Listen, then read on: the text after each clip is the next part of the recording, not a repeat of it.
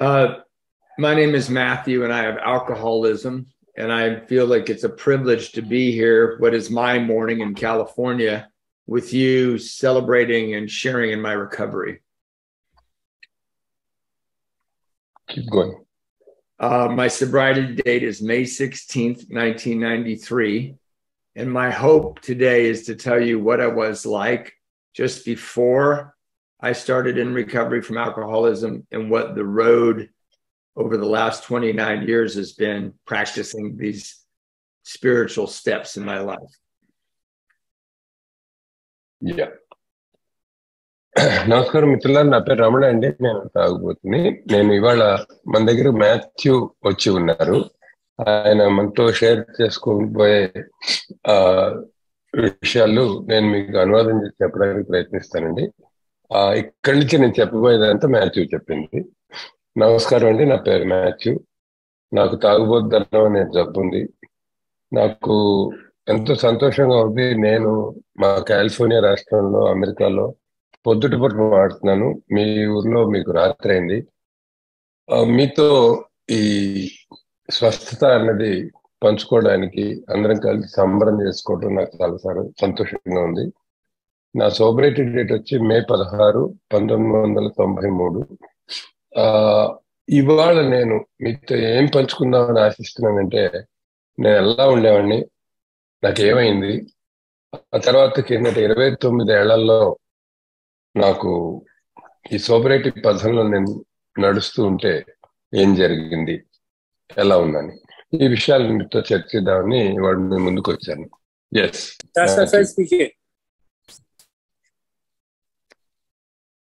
Yes Matthew. Thank you, Ramana.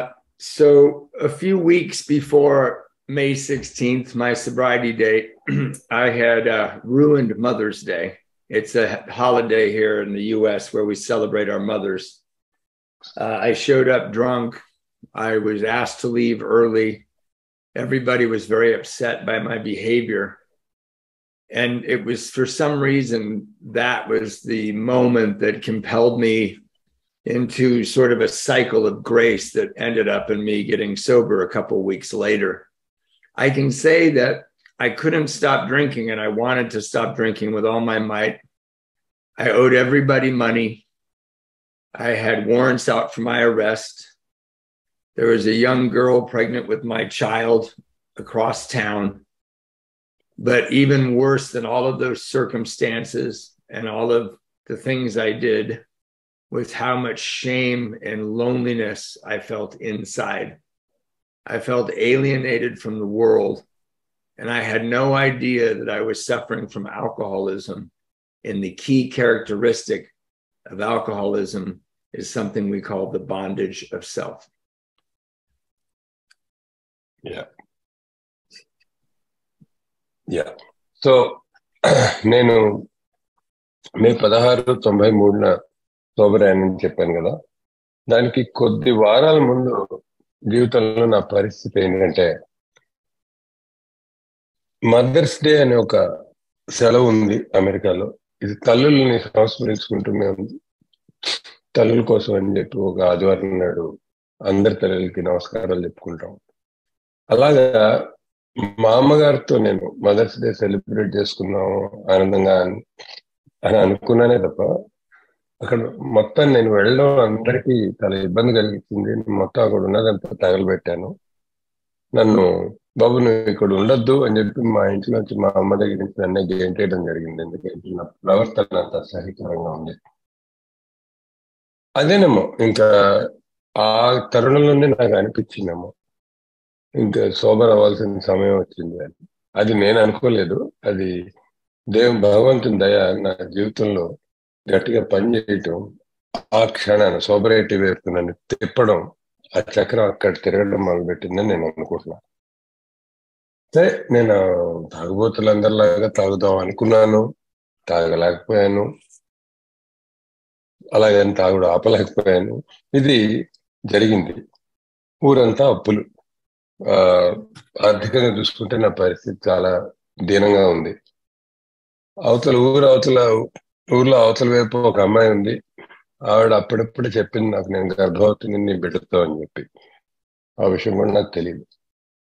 ఇవన్నీ కూడా జీవిత పరిస్థితులు చాలా క్లిష్టంగా ఉన్నాయి. కాబట్టి ఈ కష్టాలన్నిటికంటే మించిన విషయం ఏంటంటే, నా మనసు నిండా భయం, ఒంటరితనం, నేను చేసిన పనులు, నేను ఎలాంటి మనిషిని అయిపోయాను అన్న విషయంలో సిగ్గు నన్ను పూర్తిగా కమ్ముకున్నాయి ఆ క్షణాన్ని. నాకు ప్రపంచం అంతా ఒకవైపు, నేనేమో ఒక్కడినే ఒకవైపు నిల్చున్న ఒక భయంకరమైన ఒంటరితనంతో నేను ఉన్నాను ఆ రోజు. నాకు నిజంగా చెప్పాలంటే ఆ రోజుకి నాకు ఆల్కహాలిజం జబ్బు ఉందని కానీ, ఆ జబ్బు నాకుందని కానీ ఏమాత్రం తెలియదు. ఇవాళ నేను ఎంచుకున్న చర్చనీయాంశం కూడా అదే. ఈ ఆల్కహాలిజం అంటే తాగుబోతనం అనే జబ్బుకి ఉన్న ముఖ్యమైన లక్షణం ఏమిటి అంటే ఈ bondage of self. Bondage of self అంటే నేను అనే ఈ భావనకు నేను బానిసని. నేను బానిసని. ఎందుకంటే సెల్ఫ్ అంటే నేను, నా అన్న భావానికి నేను బానిసని అయిపోయాను అన్న విషయం నాకు తెలియదు. Yes Matthew. After I ruined my Mother's Day celebration, my brother and I got in a big argument and we went our separate ways. I called him up because I was still angry, which makes me laugh now because I was the one that ruined Mother's Day. And I called my brother up and started screaming at him. And I don't know what I said, but by the time I was done screaming at him and tired and had nothing left to say, he quietly said to me, "Matthew, I think I have alcohol. You have alcoholism." And I said, "Of course I do." And I didn't realize it, but I had just worked the first half of the first step of Alcoholics Anonymous. I had inadvertently, quite by accident, admitted that I was powerless over alcohol. And that's the first surrender to receive freedom from the bondage of self, the complete and utter understanding of personal powerlessness. Is that enough, Ramana? Yeah. Very good Matthew. So నేను ఇలాగ మా ఇంట్లో mothers day అన్న ఒక పండుగ పుట్టుని పూర్తిగా చెడగొట్టి అక్కడి నుంచి వెళ్ళగొట్టబడి ఈ గొడవలో నేను మా అన్నయ్యతో తలపడ్డాను, గొడవ పడ్డాను. చాలా కోపంగా ఉండేది నాకు. ఇప్పుడు ఆలోచిస్తే చాలా నవ్వు వస్తుంది. ఎందుకంటే నేను అక్కడ మొత్తం తగలేసింది నేను, వెళ్ళగొట్టబడింది నేను, అది తప్పంతా నాది. నా కోపం ఏమో మా అన్నయ్య గారి మీద వచ్చింది. ఎందుకంటే ఆయన నాతో గొడవ పడకపోయి ఉంటే నాకు ఇదంతా జరగకపోను అన్న విషయం.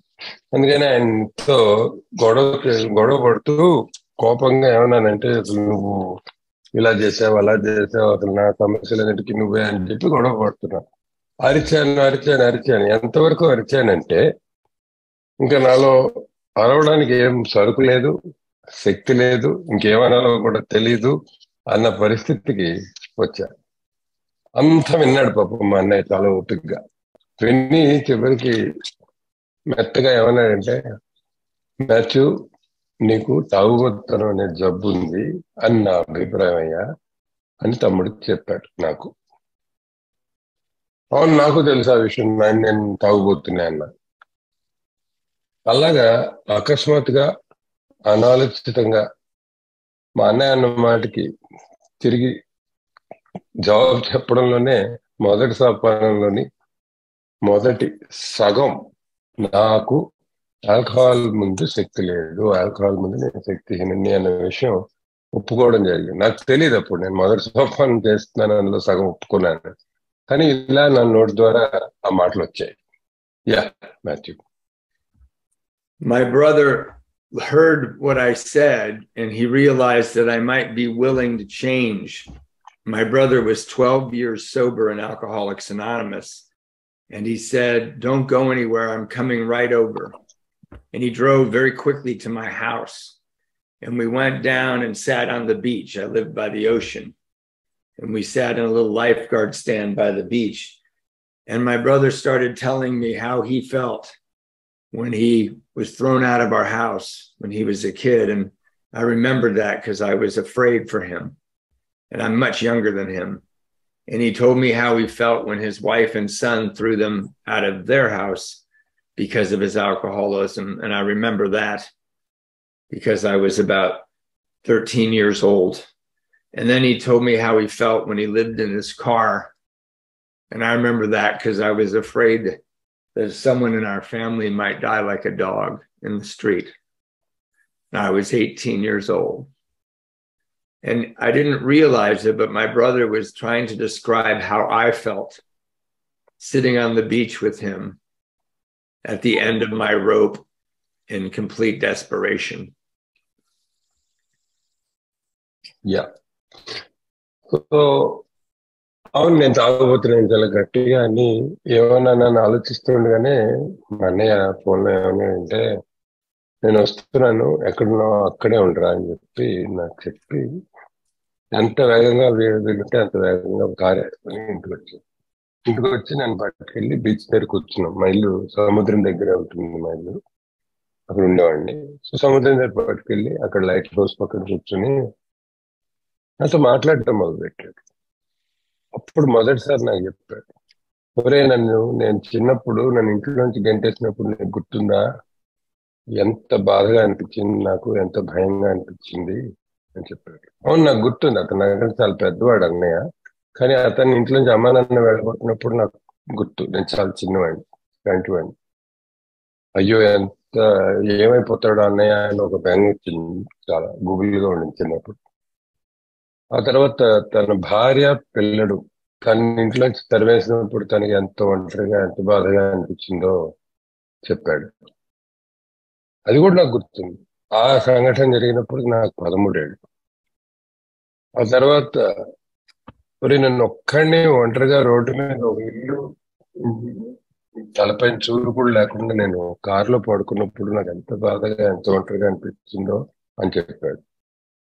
నాకు అది కూడా గుర్తుంది. కారులో అన్నయ్య పడుకుంటున్నాడని తెలుసు. అప్పుడు నాకు 18 ఏళ్ళు ఈ సంఘటన జరిగినప్పుడు. అప్పుడు నాకు బలంగా గుర్తుంది, 18 ఏళ్ళప్పుడు అన్నయ్య కారులో పడుకుంటున్నాడు ఇల్లు పోలు లేక అన్నప్పుడు నాకు అనిపించింది, నా కుటుంబంలోని వ్యక్తి నా సొంత అన్నయ్య తోబుట్టు ఒక కుక్కలాగా రోడ్డు మీద కుక్కలాగా చచ్చిపోతాడేమో, అసలు అలా బతకాల్సిన అవసరం ఏమిటి అన్న భావన నాకు బలంగా అనిపించింది. అది 18 ఏళ్ళప్పుడు జ్ఞాపకం ఇప్పుడు అతను మాట్లాడుతుంటే నాకు గుర్తుకొస్తుంది. నాకు అప్పుడు తెలియదు ఈ విషయం. అతను తన జీవితంలోని ఒక్క సంఘటన, అతను అనుభవించిన బాధ కానీ ఆ ఒంటరితనం కానీ అవన్నీ నాకు చెప్తూ ఉంటే నేను ఆ క్షణాన ప్రపంచం మొత్తంలో ఒంటరిగా అన్నయ్య ఒక్కడు పక్కన ఉండి ఇంత విశాలమైన సముద్రం పక్కన కూర్చున్నప్పుడు నా భావాలు అతను వ్యక్తం చేస్తున్నాడు అనే విషయం నాకు తెలియదు, కానీ అదే జరిగింది. Yes Matthew. And my brother kept asking me in between saying these things. He asked me the question over and over, what's your plan? And when he asked me that, I would recoil and think, he doesn't know that I have warrants out for my arrest, that the police want me. And he'd say, what's your plan? And he didn't know that I owed people tens of thousands of dollars. And he'd say, what's your plan? And I'd think he doesn't know how cruel I have been to that pregnant girl and just everything. And I'm saying this because sometimes when people come to help us, we think they don't know how bad we are, and it stops us from getting the help. But when he would say, what's your plan? And I'd think about what a mess my life was, what disarray every aspect of my life was. I worked the second half of the first step, and I realized that my life was completely unmanageable. Yeah.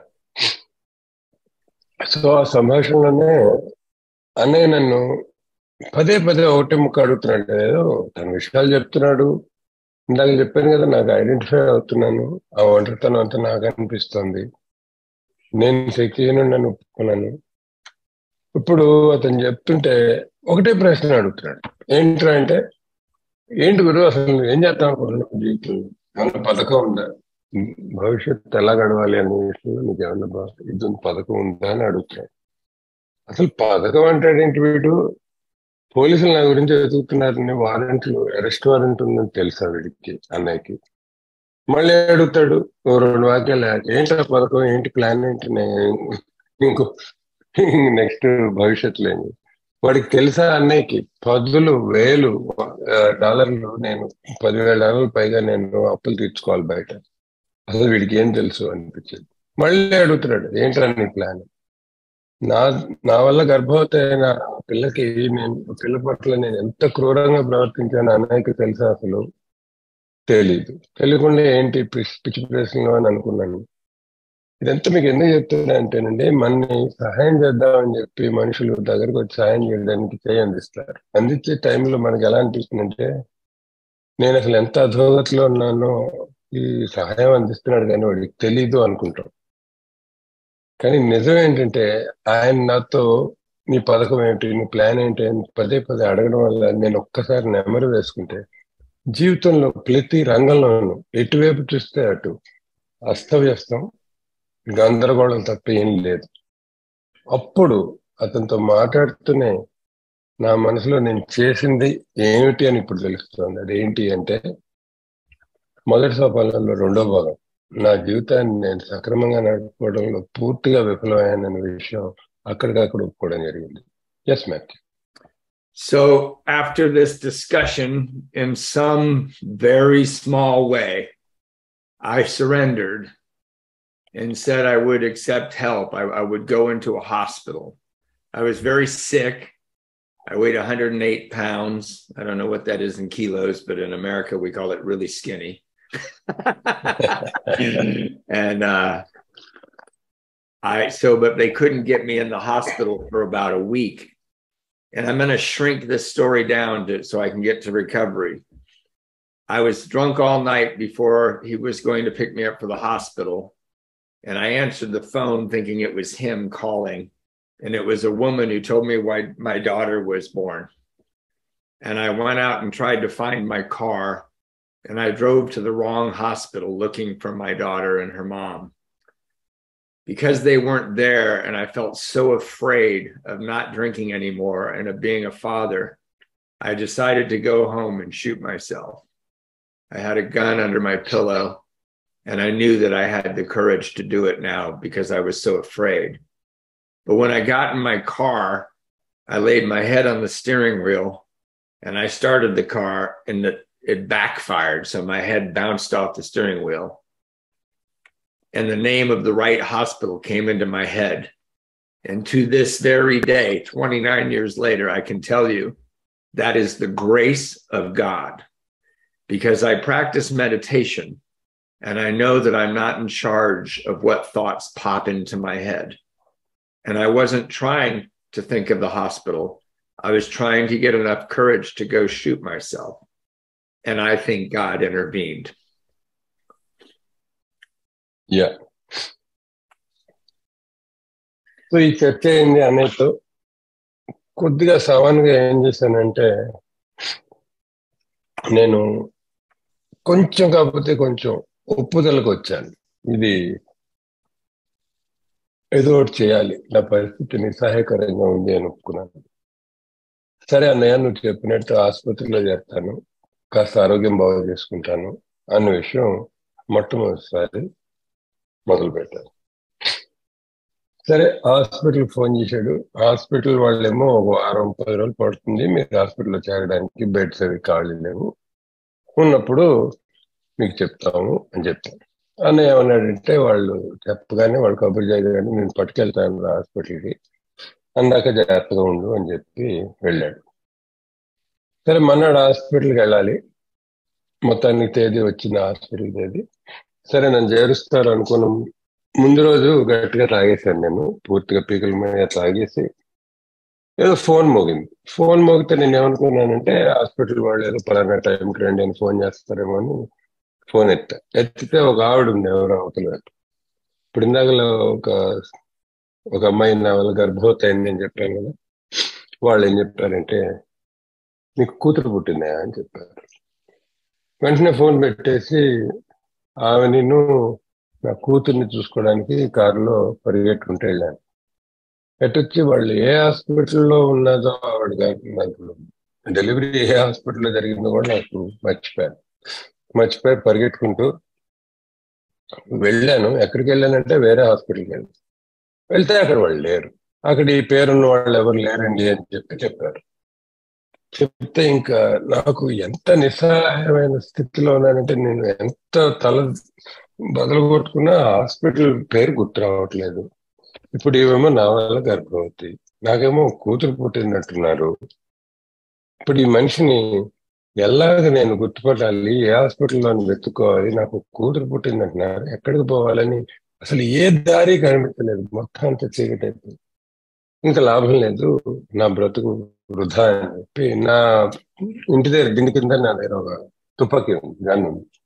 వెళ్ళి ఇంకా నన్ను నేను పేల్చుకొని అక్కడికక్కడ ఆత్మహత్య చేసుకుంటే ఇంక అయిపోతుంది ఈ జన్మ అని అనుకొని కారులో ఎక్కి నా తల స్టీరింగ్ మీద మోపాను, ఎందుకంటే తాగేస్తున్నాను కదా. అది స్టార్ట్ చేస్తుంటే కార్ ఏమో వెనక్కి ఫైర్ అయింది. కార్ ఫైర్ అయితే తల ఒక్కసారి ఇలా గుద్దుకున్నా స్టీరింగ్ కి. గుద్దుకోగానే ఏమైందో ఏంటో ఇప్పుడు కూడా తెలియదు. 29 ఏళ్ళ తర్వాత కూడా ఆశ్చర్యం వేస్తుంది నాకు. అది దేవుడే చేస్తున్నాను. ఒక్క క్షణాన సడన్లీ నా కూతురు ఏ హాస్పిటల్లో పుట్టింది అన్న హాస్పిటల్ పేరు స్పష్టంగా గుర్తొచ్చి, నేను ఇవాళ చాలా ప్రార్థన ధ్యానం చేసుకునే మనిషినండి. నాకు తెలుసు ఆలోచనలు వస్తుంటాయి పోతుంటాయి మనసులో, ఇవాళ కూడా తెలుసు ఆ విషయం. మరి ఆ రోజు నేను హాస్పిటల్ గురించి ఆలోచించలే, ఏం ఆలోచించట్లే. ఇంక ఇదంతా వ్యర్థం, జీవితమే వ్యర్థం, నేను వెళ్ళి చచ్చిపోవాలి అన్న ఆలోచనలో ఉండగా ఎందుకు మన తల స్టీరింగ్ కొట్టుకోగానే కరెక్ట్ గా రావాల్సిన పేరు, ఆసుపత్రి పేరు ఎందుకు వచ్చిందో అన్నది, నేను అది కేవలం దేవుడిదే తప్ప ఇంకొక కారణం లేదని ఇప్పటికీ నమ్ముతున్నాను. Yes match. So I drove to the right hospital and I ran up to the hospital room and I met my daughter and her mother on that day, hungover and sick. And her mom, Anna, looked terrible. She just had a baby. She was sweaty and worn out, but there was a beauty in her that I'd never seen before. And I didn't love her, but I saw how beautiful she was. And it made me sick and afraid of being near her. And then she handed me Phoebe, my daughter, and she was even more beautiful. And her beauty repulsed me. It made me want to run away because I didn't know it at the time, but I was in the bondage of self. And I could only see everything and how it affected me and what it said about me. And what this said about me on that day, May 16th, 29 years ago, is that I was an awful, evil, bad person. And I knew that if I stayed in their lives, I would hurt them because I do that. And I didn't mean to do that ever. And I got out of that hospital room as fast as I could. And I prayed to God that I would never see them again because I would hurt them. And I got in my car determined to go home and shoot myself. Yeah. So ఈ పేరు గుర్తొచ్చింది. హాస్పిటల్కి హైదరాబాద్లో వెళ్ళాను. కార్లో వెళ్తే అక్కడ నా కూతురుని మొట్టమొదటిసారి చూశాను. ఆమె తల్లి కూడా అక్కడే ఉంది. సరే, యానా అన్న వ్యక్తి ఎవరితో అయితే నేను ఈ బిడ్డనికి అన్నాను, ఆ అమ్మాయి యానా బాగా అలసిపోయింది. మరి అప్పుడే పిల్లలకి అంది కాబట్టి చాలా అలసటగా, చెమటలుగా, చాలా అలసిపోయి ఉంది. కానీ ఆవిడ చూస్తే ఏదో చాలా అందంగా అనిపించింది. అసలు ఇంతకుముందు ఎప్పుడు ఇంత అందం ఆవిడలో గమనించలేదు నేను. కానీ ఆవిడ అందం చూడడానికి నేను తగను. ఆ రోజు నాకు ఆవిడ అందంగా ఉంది అని అనిపించగానే నాకు చాలా భయంగా, నాకేదో ఒంట్లో బాగలేనట్టుగా అనిపించింది. నాకు అసలు నచ్చలా. అలాగే నా బిడ్డను నాకు చూపించారు, ఇది ఆమె పేరు. ఆమె చాలా అందంగా ఉంది, వాడు అమ్మ కంటే చాలా అందంగా ఉంది, బంగారు తల్లిలా ఉంది. కానీ ఆవిడ అందం చూడగానే నాకు ఒక్కసారి చాలా వికారం పుట్టింది. ఎందుకు వికారం పుట్టింది అని ఇప్పుడు తెలుస్తుంది. ఎందుకంటే నేను ఈ స్వార్థం అనే బాండేజ్ ఆఫ్ సెల్ఫ్ లో ఉన్నాను. నేను తప్ప నాకు ఇంకో ఆలోచన లేని ప్రపంచంలో బతుకుతున్నప్పటికీ ఈ అందమైన తల్లి అంతకంటే అందమైన కూతుర్ని చూసి నాకేమనిపించిందంటే నేను చెడ్డవాడిని, నేను ప్రపంచంలో అందరికంటే చెడ్డవాడిని, నేను అసలు ఇలాంటి అలాంటి అధముడు చెడ్డవాడు ఉంటాడు ప్రపంచంలో.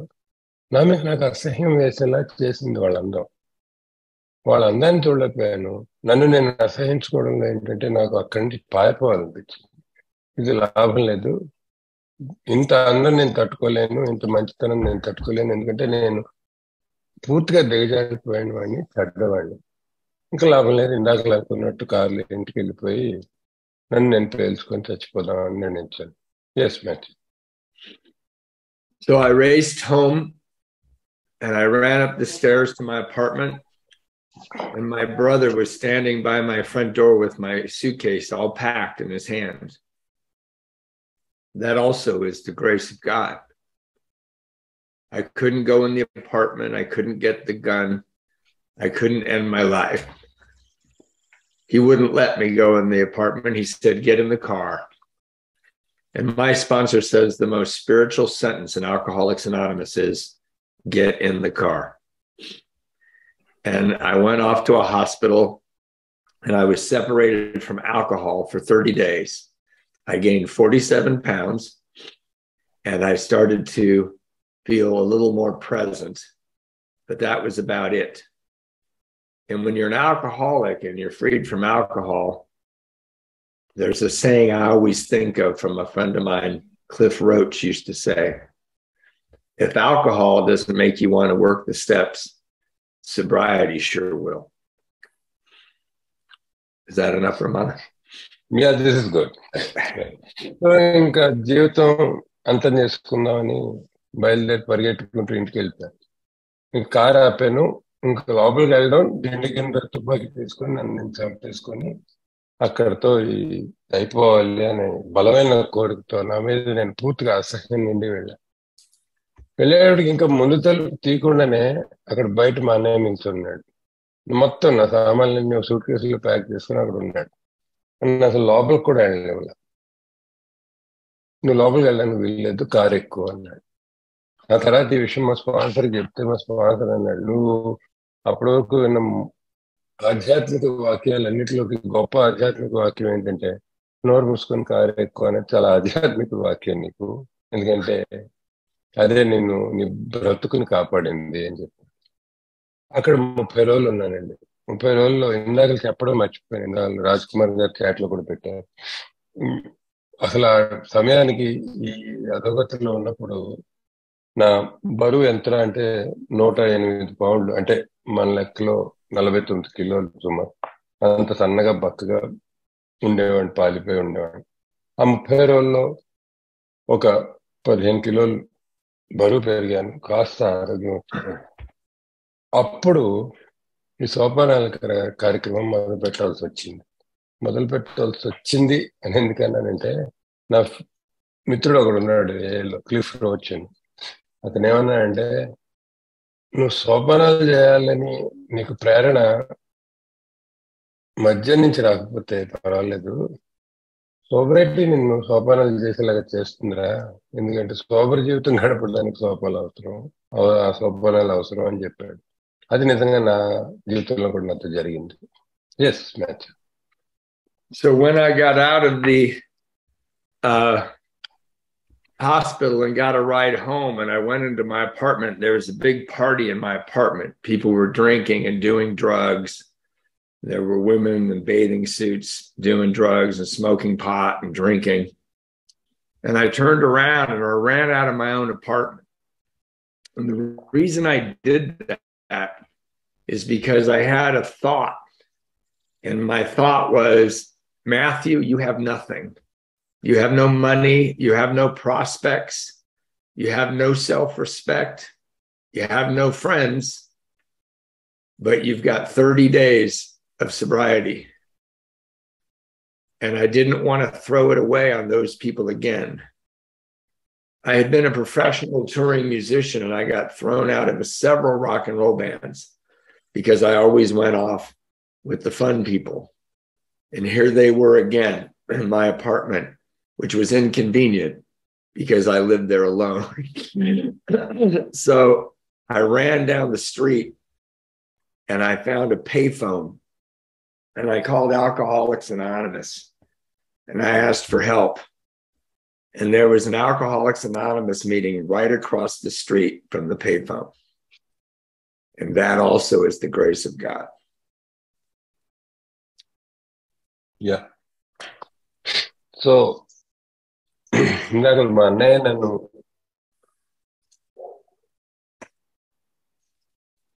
అలాగా పథకం వేస్తేనే అలా జరిగింది అని చెప్పారు కదా. సరే 30 రోజులు గడిచాయి, కాస్త ఒళ్ళు చేశాను, కాస్త ఆరోగ్యం బాగుపడింది, సోపానాలు చేయాల్సి వచ్చింది అన్న తరుణంలో ఏమైందంటే సరే వదిలేరు. 30 రోజులు అయ్యాక ఇంటికి వెళ్ళిపోయాను. ఇంటికి వెళ్ళగానే తలుపు తీసి చూస్తే ఏంటంటే చాలా మంది మిత్రులు నేను లేనప్పుడు నా ఇంట్లో పార్టీ చేసుకోవడానికి వాడుకుంటున్నారు నా ఇంటిని, నా అపార్ట్మెంట్, నా ఫ్లాట్ ని. పెద్ద పార్టీ జరుగుతోంది, తాగేవాళ్ళు తాగుతున్నారు, వేరే మత్తు పదార్థాలు సేవిస్తున్న వాళ్ళు ఆ పనులు చేస్తున్నారు, రకరకాలు జరుగుతున్నాయి అక్కడ. అది చూడగానే ఒక్కసారి భయం వేసింది. భయంతో పాటు ఒక్క ఆలోచన నా మనసులోకి టక్కున వచ్చింది. ఏంటంటే ఎవరే మ్యాచ్, నీ దగ్గర డబ్బులు లేవు, నీకు భవిష్యత్తులో ఏం చేస్తావు, నీకు అసలు ఒక ఏమన్నా నిలకడ ఉందా అంటే ఏం లేదు, నీ మీద నీకు కనీసం నమ్మకం మర్యాద ఉన్నాయంటే లేదు, నీకు ప్రపంచంలో ఎవరైనా మిత్రులు ఉన్నారా, లేరు. అంటే మొత్తం నీకున్నది గుండె సున్నా, నీకు ఏమీ లేదు. అయితే నీకున్నది ఏంట్రా అంటే 30 రోజులు సోబరేటీ ఉంది, 30 రోజులు మందు లేకుండా గడిపాను. అదొక్కటే నాకు ఆ రోజు నా చేతులు పట్టుకుని ఉన్నది, అదొక్కటే ఆ 30 రోజులు. నా ఆ ఉన్నది కూడా విసిరేస్తే పారేసుకుంటే, ఆ లోపలికి వెళ్ళానో ఆ మందులో కలిసానో ఆ 30 రోజులు కూడా చేజారి చూసుకుంటాను నేను. మరి నీ ప్రపంచంలో ఇంకేమీ లేవురా, ఇది ఒక్కటే మిగిలిందిరా, ఇది కూడా పారేసుకుంటే నీ బతుకు చెడా అని అనిపించింది నాకు ఒక క్షణం. గిటార్ వాయిస్తాను, పాట పాడతాను, సో ఈ పాటలు రాస్తాను, ఇవన్నీ బ్యాండ్ సంగీతం బ్యాండ్స్ తో పాటు తిరిగానండి ఊళ్ళు. తిరుగుతూ ఉన్నప్పుడు ఆ బ్యాండ్లో మామూలుగా వాళ్ళు కూడా నేను వెళ్ళగొట్టాను. ఎందుకంటే నేను ఎప్పుడు ఏదో మత్తులో ఉండేవాడిని విషయం వాళ్ళకి కూడా తెలిసి లోగడ ఇవన్నీ జరిగాయి. నాకు తెలుసు ఈ అపార్ట్మెంట్ లో జరుగుతున్న పార్టీల్లోకి నేను దూరాను, మళ్ళీ రాక్ బ్యాండ్ లో నన్ను తీసేసిన వాళ్ళు ప్రపంచం నుంచి బహిష్కరిస్తారు అని అర్థం. ఈ 30 రోజులు పోగొట్టుకోకూడదు ఎట్టి పరిస్థితుల్లో అన్న బలమైన కోరిక ఏం చేశానంటే వెనక్కి తిరిగి పరిగెట్టుకుంటూ వెళ్ళి అక్కడ ఒక పే ఫోన్ అంటే ఎస్టీడీ బూత్ లాంటిది ఉంది బీచ్. ఆల్కహాలిక్స్ అనానిమస్ నంబర్ ఉంది పుస్తకంలో. అది చూసి ఆల్కహాలిక్స్ అనానిమస్ ఫోన్ చేసి నాకు సాయం కావాలండి అని అడిగి, వాళ్ళు ఏం చెప్పారంటే మీ ఇంటి దగ్గర మీటింగ్ ఉందండి. మీ ఇంటి దగ్గర అంటే ఎక్కడ అని చూసుకుంటే అవతల వీధికి అవతల వైపే ఎదురుగుండానే మీటింగ్ జరుగుతుంది అదే సమయానికి.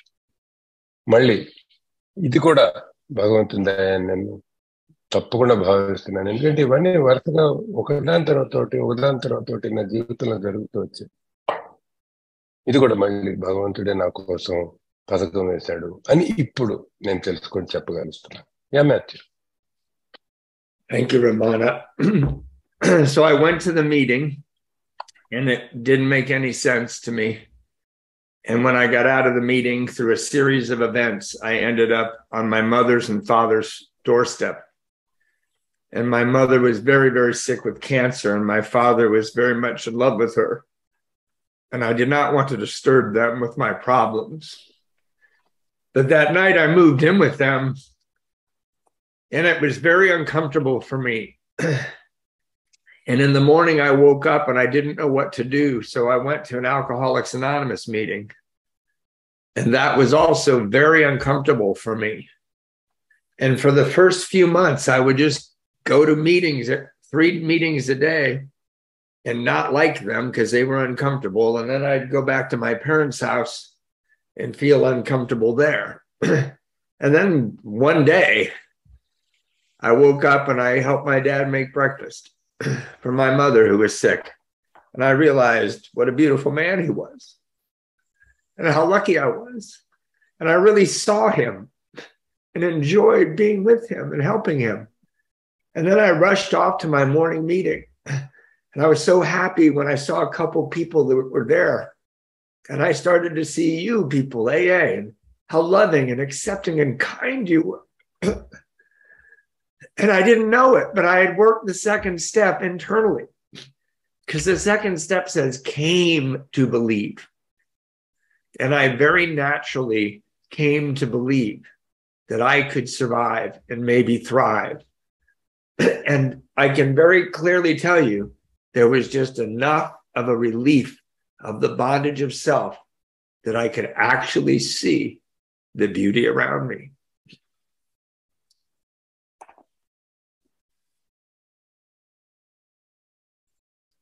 Your turn.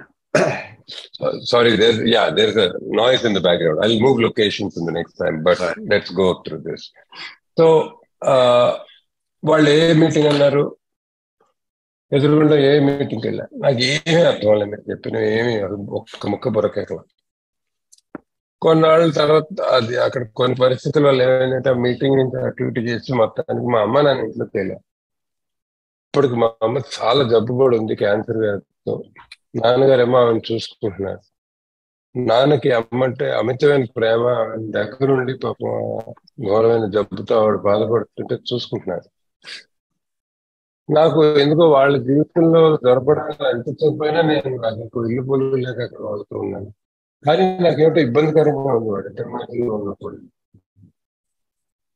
అక్కడి నుంచి తప్పించుకుందామని ఇబ్బందిగా ఉందని ఏ మీటింగ్ పోయేవాడిని, 3 మీటింగ్లు పోయేవాడిని రోజుకి. అక్కడ కూడా ఇబ్బందిగా ఉండేది, ఎందుకంటే నాకేం అర్థమయ్యేది కాదు. అంత కొత్త వాళ్ళు ఏందో ఈ గోల అన్నట్టు ఉండేది. కాకపోతే ఇక్కడ తప్పించుకుందామని అక్కడికి, ఆ మీటింగ్ తప్పించుకుందామని ఇంటికి, ఇలా అటు ఇటు ఇటు అటు గోడకేసిన బంతులాగా అటు ఇటు తిరుగుతున్నాను నేను. ఎక్కడికి వెళ్ళినా ఇబ్బంది, ఎక్కడికి వెళ్ళినా నాలో చిరాకు, అసహనం అలాగే ఉంది. ఒకరోజు ఎందుకో ఏమైందో తెలియదండి, గుర్తుంది. పొద్దునే లేచి మా నాన్నగారు అమ్మకి ఏదో తయారు చేస్తున్నారు తినడానికి. ఆయనకు సాయం చేశాను. ఆయనతో పాటు అమ్మకి ఇంత అన్నం పెట్టడానికి తయారు చేయడం మొదలుపెట్టారు. బ్రేక్ఫాస్ట్ చేస్తుంటే ఆయన చూస్తే నాకు, అరే ఈ తండ్రికి తల్లికి పుట్టడం నా అదృష్టం కదా ఈ జన్మ అని ఒక భావం కలిగింది. తర్వాత ఆయనలో ఎంతో ప్రేమ, మంచితనం మొదటిసారి నేను చూడగలిచాను, అందం చూడగలిచాను. ఆ తర్వాత మళ్ళీ ఏం మీటింగ్కి వెళ్ళా అదే రోజు. అయితే అప్పుడు సడన్ గా నిన్నటి వరకు చిరాకు అనిపించిన ఏ మీటింగ్, మీ అందరి మొహాల్లో అదే మాటలు, కానీ మీ మాటల్లో ప్రేమ, మీరు నన్ను ఎంత దగ్గరగా చేరదీయగలిచారు, ఎంత నా మీద కరుణతో ప్రవర్తించారు, ఇవన్నీ నాకు కనబడుతున్నాయి. అప్పుడు తెలవకనే నేను ఏం చేస్తున్నానంటే రెండో సోపానం ఒప్పుకుంటున్నానండి. ఎందుకంటే రెండో సోపానం ఏమంటుందంటే మేము నమ్మకానికి వచ్చాము అంటుంది. అప్పుడు నాకు కూడా కొంచెం నమ్మకానికి రావడం మొదలు పెట్టాను. ఏంటంటే నాలాంటి అధముడు కూడా, నా పూర్తిగా దిగజారిపోయిన వ్యక్తి కూడా బ్రతకగలనేమో, బ్రతికి బట్టకట్టగలనేమో, బ్రతికి బట్టకట్టి కాస్త వృద్ధి చెందగలనేమో, ఈ జీవితంలో నేను కూడా అంతో ఏదో ఒకటి చేయగలనేమో అన్న నమ్మకం అప్పుడు ఇంత బీజం నా మనసులో నాటుకుంది. అప్పుడు నమ్మకానికి రావడం మొదలుపెట్టింది. అక్కడ రెండో సోపానం మొదలైంది. Yes Matthew. And so I got a sponsor and I started working the steps, and I took low-paying jobs because I couldn't get anything else. And what the third step meant when I took it, when I was 90 days sober, I didn't know. It didn't make sense. What did that mean, to turn my will and my life over to the care of God? It just didn't make sense. But what it looked like in my life in a practical way is I took advice that went against what I wanted to do. I wanted to take a job that was a night job so I could move out of my parents' house, but would have interrupted all of my meetings. And my AA friends and sponsor told me not to take that job. And I really wanted to, because I wanted to make better money, but I could tell that they had my best interest in mind. So I didn't take the job. And that's what the third step was like. I just did practical things that went against my own feelings of what I wanted to do. In fact, in the 12 and 12 in the AA literature, in the fifth step, it says all of AA's 12 steps go against our natural desires. They all reduce our egos. In other words, they all relieve us, help us get relief from the bondage of self. And if it's not too much, I want to talk about 4 and 5 too before Ramana comes back. I was very lonely in my early sobriety. I had done many bad things and I wasn't living up to my potential. But I read a beautiful quote from a monk here in the US. And he said, loneliness is not dispelled through contact with other people. Loneliness is dispelled through contact with the truth. And in Alcoholics Anonymous, by doing 4 and 5, I had this vision of who I wanted you to think I was. And it was not who I was. It was false. And way back over here near me, I had this feeling of who I was. And it was an awful person. And that was also false. And when I did the fifth step, I got in contact with the truth of myself. And I didn't feel lonely for a while. Is that too much? No, this is good, Matthew. Thank you. I just need to apologize. క్షమించాలంటే మా వెనకాల ఏదో పండుగ చేసుకుంటున్నారు. So కొంచెం గోలగా ఉంది. అయినా నా గొంతు వినబడుతుందని ఆశిస్తున్నాను. అయితే నేను చెప్పాను కదండి, నమ్మకాలకు వస్తుంది. మెల్లగా ఏంటంటే ఒక స్పాన్సర్ని ఎంచుకున్నాను. స్పాన్సర్ని ఎంచుకొని సోపానాల కార్యక్రమం ఆయనతో పాటు చేయడం మొదలుపెట్టాను. మొదలు పెట్టినప్పుడు 3వ సోపానానికి ఎప్పుడు వచ్చానంటే నేను 90 రోజులు సోబర్గా ఉన్నప్పుడు వచ్చాను.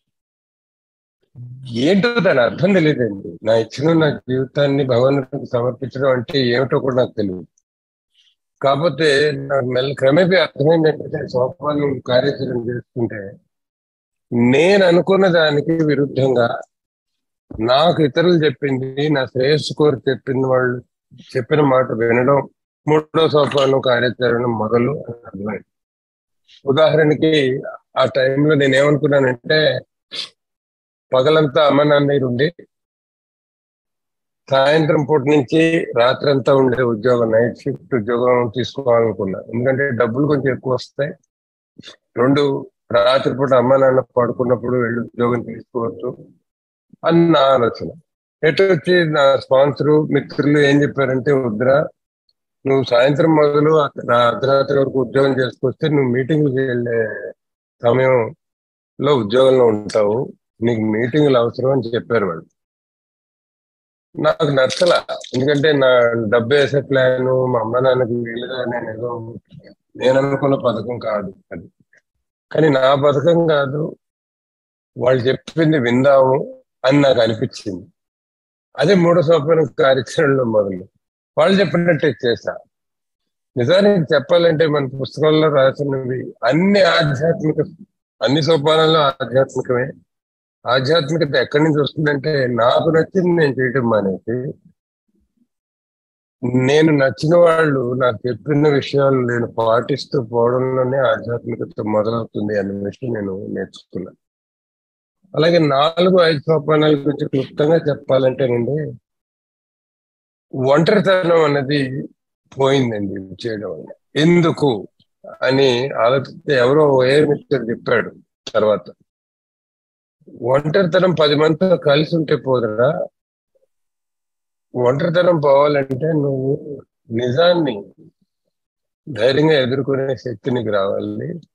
నిజాన్ని ధైర్యంగా ఎదుర్కొనే రోజు మనకి ఒంటరి కాదు, మన ప్రపంచంలో అందరితో పాటు ఒకడవుతాడు అన్నది అది సత్యం అండి. ఎందుకంటే అంతవరకు నేను ప్రపంచానికి చూపిద్దాం అనుకున్న మాథ్యూ వేరు, అసలు లోపల ఉన్న మాథ్యూ వేరు. ఏ రోజైతే నేను 4 చేసి 5వ సోపానం నా స్పాన్సర్గా చేశాను, నన్ను నేను ధైర్యంగా ఎదుర్కోగలిగాను, ఆ రోజు ఒక్కసారిగా ఏమైందంటే నా ఒంటరితనం వెళ్ళిపోయింది నన్ను విడిచి. ఆ తర్వాత మీ అందరిలో ఒక్కటిగా కలిసిపోయా. అక్కడితో ఇంక మరి జీవితంలో ఎప్పుడు ఒంటరిగా నేను ఎప్పుడు అనుభవించను. Yes Matthew.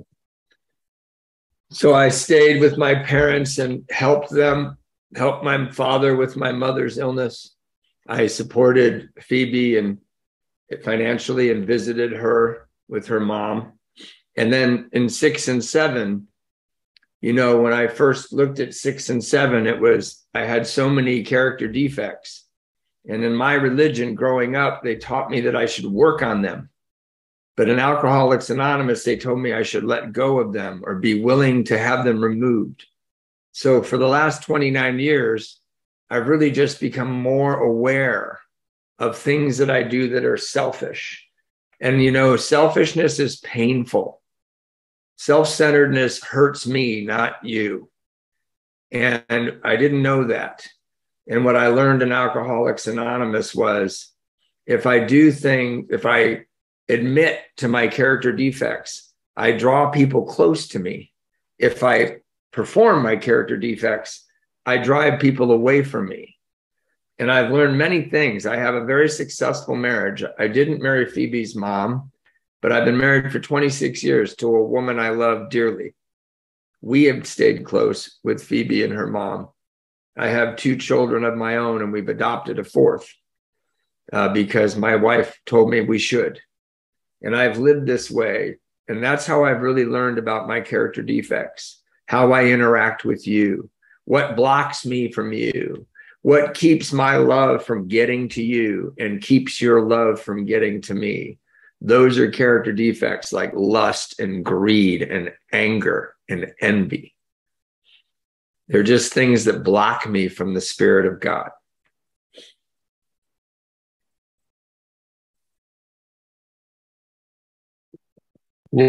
సో నేను అలాగే మా అమ్మ నాన్న దగ్గరే ఉన్నానండి. మెల్లమెల్లగా ఏంటంటే అమ్మకి నేను చేయగలిగినంత ఇంత సహాయం చేసుకోగలిచాను, కొంచెం సేవ చేసుకోగలిచాను సోపరేట్లో మా అమ్మకి. అలాగే ఫీబీ నా కూతురు, ఇందాక చెప్పాను, ఎవరందరూ అయితే చూసి నా మీద నాకే అసహ్యం వేసేలాగా అందరూ నా మీద మెరిసిందో, ఆ పిల్లని కొంచెం దగ్గరుండి చూసుకోవడం, అమ్మాయికి ఎంతో కొంత సాయం చేయడం, అమ్మాయి తల్లికి ఇంత డబ్బు ఇవ్వడం, సాయం చేయడం మొదలు పెట్టా. ఆమెను వివాహం చేసుకోలేదు, అయితే వాళ్ళు బాగోగా చూసుకోవడంలో ఇంత పాత్ర వహించడం మొదలు పెట్టా. అలాగే 6-7 సోపానాల కార్యక్రమం మొదలు పెట్టా. అసలు మొదటిసారి గుణదోషాలు అంటే ఏమిటో అర్థమయ్యాయి. నేను పెరిగిన మతంలోనండి మనం అందరం మనుషులం, అందరం పాపులం, అందరికి దోషాలు ఉంటాయన్న విషయం అప్పుడే చెప్పారు చిన్నప్పుడే. ఎటొచ్చి ఏమన్నారంటే ఆ గుణదోషాలని మనం మెల్లిగా మంచి గుణాలుగా మార్చుకోవడానికి చాలా పని చేయాలి, దానికి ఇచ్చేయాలి, అది చేయాలి అని చర్చిలో కొన్ని పద్ధతులు చెప్పారు నాకు.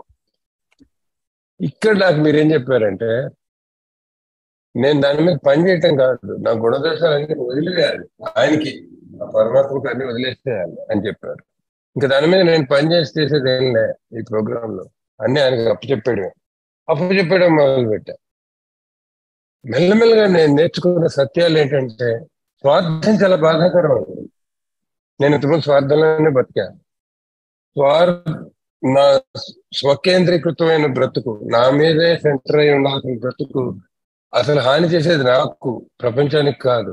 నేనేదో నా చుట్టూ ప్రపంచం తిరగాలనుకుని అందులో గొప్ప అయిపోయాడు. యాక్చువల్లీ అది నిజం చెప్పాలంటే నన్ను ఎంత బాధ పెట్టింది, దానివల్ల గాయపడింది నేనే అని అర్థం చేసుకున్నాను. అలాగే మీలో నేర్చుకున్న సూత్రం ఏంటంటే నేను మీ అందరి మధ్యలో కూర్చొని నా గుణదోషాలను ఒప్పుకుంటే మీరు నాకు దగ్గర అవుతారు. అదే నా గుణదోషాల ప్రకారం నా నడవడిక గుణదోషాల ప్రకారం ఉంటే, నేను అలా ప్రవర్తిస్తే మీరందరూ నా నుంచి దూరం అవుతారు. నేను ఏం చేయాలంటే నా గుణదోషాలను ఒప్పుకోవాలి, మీతో దాని గురించి మాట్లాడాలి, మీతో షేర్ చేసుకోవాలి, ఆ భగవంతునికి అప్పచెప్పాలి. ఇది నేను మీ దగ్గర నేర్చుకున్న సూత్రం. తర్వాత వివాహం చేసుకున్నానండి. ఫీబీ వాళ్ళ అమ్మగారిని చేసుకోలేదు, వేరే ఒక ఆవిడని చేసుకున్నాను. ఆవిడతో 26 ఏళ్ళే పెళ్ళై కాపురం అండి ఇప్పుడు నాకు. మా ఇద్దరికి ఒక 2 పిల్లలు ఉన్నారు. సో ఫీబీ తర్వాత ఈ 2 పిల్లలు మాకు పుట్టింది. ఇది కాకుండా ఇంకో పిల్లని దత్తత తీసుకోమని నా భార్య సలహా మేరకు నేను తీసుకున్నాను. నేను ఎందుకు తీసుకున్నాను అంటే నా స్వార్థ చిత్రం కాదండి. నా భార్య చెప్పింది 4వ పిల్లని మనం దత్తత తీసుకోవాలి అని తీసుకున్నాను. ఎందుకంటే అలా బ్రతకడం నేర్చుకున్నాను. ఆమెతో పాటు చేయి కలిపి నడవడం నేర్చుకున్నా. ఇవాళ నాకు స్పష్టంగా మరింత తెలుస్తుంది కార్యాచరణ చేస్తుంటే నా గుణదోషాలు ఏమిటి, ఎప్పటికప్పుడు పైకి వస్తుంటాయి. గుణదోషాలు పైకి వచ్చినప్పుడల్లా నాకు మీకు మధ్యన అడ్డుగోడలు ఏర్పడతాయి. నాకు సాటి మనిషికి మధ్యన. నాకు సాటి మనిషికి అడ్డుగోడలు ఏర్పడిన రోజు నేను దేవుని దయని అందుకోలేకుండా అయిపోతాను. నాకు దేవునికి మధ్యలో కూడా బ్లాక్స్ వస్తాయి. ఏమిటండి ఈ గుణదోషాలు అంటే, నా విషయంలో చెప్పాలంటే లస్ట్, లైంగిక వాంఛ, అలాగే గ్రీడ్ అంటే ఆశ, దురాశ, ముఖ్యంగా డబ్బు విషయంలో, యాంగర్, కోపం, ఎన్వి, ఈర్ష్య, ఇలాంటివన్నీ కూడా ఉన్నాయి. అవి తవ్వుకుంటూ ఉండడం, తీసుకెళ్ళి అప్పచెప్తూ ఉండడం అన్న కార్యక్రమం చేసుకుంటూ బ్రతుకుతున్నానండి 29 ఏళ్ళు. Yes ma'am. So I did all these things and I got more and more relief from the bondage of self. All the things in this book right here. This one's a lot harder for me to read, but I have it also in English. It says Alcoholics Anonymous. But I 8 and 9, you know, I owed tens of thousands of dollars, and within 7 years I'd paid every penny back. And I worked very low paying jobs because it was their money, not my money. And it freed me from the bondage of self. And then I went and was an emotionally available person and made amends that way. I was a stand-up father for Phoebe. I showed up for her. I went to her first days of school. I took her on trips with us. I spent a lot of time with her. And then 11 and 12, I meditate all the time. It gives, I don't know why I wouldn't. If the problem centers in my mind, why wouldn't I give my mind a little break? And in step 12, I just work with others all the time. And I practice it in all my affairs. I've been to your country. I volunteered in Delhi at a Sikh temple and fed 2,000 people because I was taught in AA to do that. I went to Varanasi and stayed for a couple of days at a home for mentally ill adults and fed them and played with them. I ended up in Calcutta and worked with Mother Teresa's hospice care in Kalighat and held people while they passed away and died. So they had comfort and love. And I felt privileged to do it. I have a life beyond my wildest dreams. I love my wife so much, and she's asleep in the other room. She's been paralyzed for 20 years from an accident, and I feel lucky to have her. Phoebe is downstairs. She came to visit last night. She's 5 months pregnant with our grandchild. My little Phoebe that I was afraid to meet, that scared me and made me ashamed of myself. I'm so overjoyed to have her just under my roof and with my grandchild and feel that love between us. I cannot tell you, it is impossible for me to tell you what Alcoholics Anonymous has done for me. If you looked at my life, you would look at the outside and you'd say, Matthew has a beautiful house. Matthew has lovely, healthy children. Matthew has wonderful instruments on his walls. And those are not the gifts of recovery. Those are the gifts of not drinking. The gifts of recovery is Matthew feels love for human beings. Matthew feels present for the gifts in his life. Matthew's available when people are in need and has absolutely something to share. I walk around a privileged man filled with the Spirit that I didn't even know existed before I found these steps.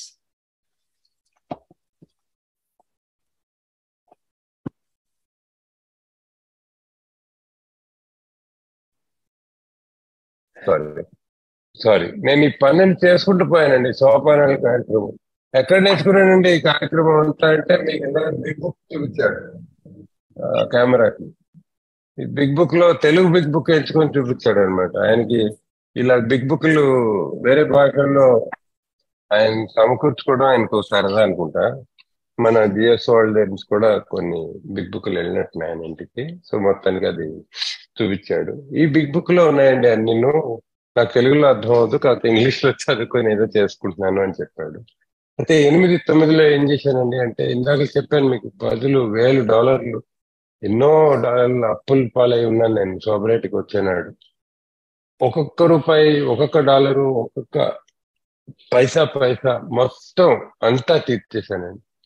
నేను మామూలు ఉద్యోగాలు చేసుకొని బతికానండి. నేను పెద్ద పెద్ద ఉద్యోగాలు చేయలేదు, నాకు అలాంటి ఉద్యోగాలు రాలేదు. కాకపోతే చేసిన ప్రతి ఉద్యోగంలో, ప్రతి జీతంలో, ప్రతి పైసా అవతల వాళ్ళు నాకు ఇచ్చిన డబ్బు అని భావించి వీలైనంత త్వరలో అన్ని అప్పులు తీర్చేస్తాను. ఇవన్నీ చేయడం వల్ల ఏమైంది, మళ్ళీ నా స్వార్థం అనే బంధంలోకి బయటపడుతూ వచ్చే ప్రతి సోపానం నేను కార్యాచరణ చేసినప్పుడు, ఆ ఫీబీ, ఆ చంటి తల్లిని ఎప్పుడైతే పట్టుకుని దయనీయమైన పరిస్థితుల్లో పట్టుకున్నానో, ఆ పిల్ల పెరుగుతుంటే నేను తండ్రి ఏం చేయాలో ఆ అమ్మాయి పక్కన నిల్చొని చేశాను. అమ్మాయి ఒక ఊరు బయటికి ట్రిప్ వెళ్ళాలంటే అమ్మాయితో వెళ్ళాను. అమ్మాయి ఒక ఆట ఆడాలంటే ఆ అమ్మాయిని వెళ్ళి నేను తండ్రి ఏం చేస్తాడో అన్ని చేశాను ఆ పిల్లకి. ఇది నా అదృష్టం అండి, నేను ఇవన్నీ చేయగలుగుతుంది. ఇది 10వ సోపానం అంటే ఇదే. నాలో ఏం తప్పులు ఉన్నాయి రోజువారీగా సరిదిద్దుకుంటూ చేసుకుంటూ పోయా. ఇక 11కు వచ్చాననుకోండి, నేను ధ్యానం ప్రార్థన చేసుకుంటాను. ధ్యానం ముఖ్యంగా చాలా చేసుకుంటాను. ఎందుకు చేసుకోనండి ధ్యానం? నా బిగ్ బుక్ ఏం చెప్తోంది మనకి? ఆల్కహాలిక్ యొక్క సమస్య ప్రథమంగా ఎక్కడుంది? మన మనసులో ఉంది అని చెబుతోంది. మరి మనసే చెడిపోయిన అలాంటి వాడు మనసు సవాలుపరచుకోవడానికి ధ్యానం చేయక ఏం చేయాలి? తప్పకుండా చేయాలి. ఎందుకు చేయకుండా ఉంటానని అనిపిస్తుంది, అంత ధ్యానం చేసుకుంటాయి వాళ్ళు. సరే, ఇక 12వ సోపానం అంటారా? మీ అందరి మధ్యలో ఉండడమే ఒక పెద్ద గొప్ప విషయం.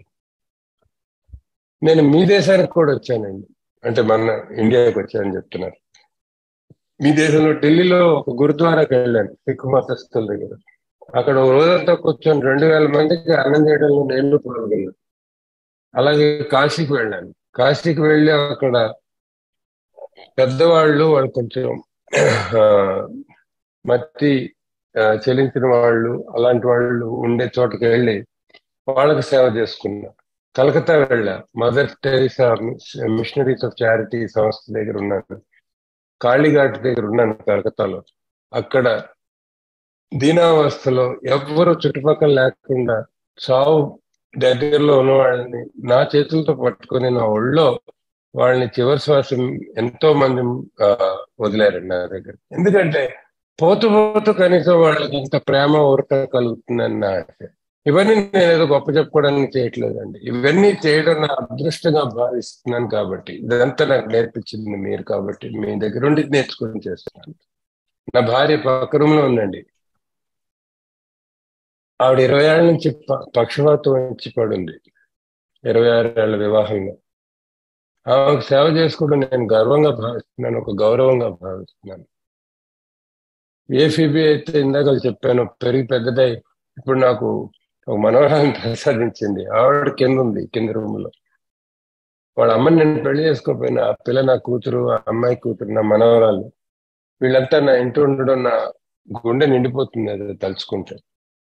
సో ఏలో నాకు ఏం జరిగింది, నాలో ఏమి పరిణామాలు వచ్చాయంటే మీకు చెప్పడం, మాటల్లో చెప్పడం చాలా కష్టమండి. బయట నుంచి ఎవరైనా చూస్తే వాళ్ళకి తెలుస్తాయి, ఏదో జీవితంలో కొన్ని మార్పులు వచ్చాయని. ఎందుకంటే పెద్ద ఇల్లుగా అనిపిస్తుంది, పిల్లలంతా ఏదో సుఖశాంతులతో అటు ఇటు తిరుగుతున్నారు, నవ్వుతున్నాను. నా గోడల నిండా గిటార్లు ఉంటాయి బోల్డ్, ఎందుకంటే నా గిటార్ మంచి ఇష్టం కాబట్టి.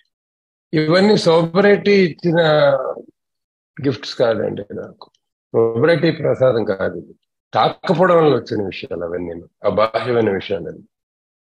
సోబరైటీ నాకు ఇచ్చింది ఏంటంటే ఇది లోపలండి. ఈ లోపల నేను ప్రపంచంలోని యావత్ మానవాళిని ప్రేమించే పరిస్థితికి వాళ్ళు వచ్చానండి.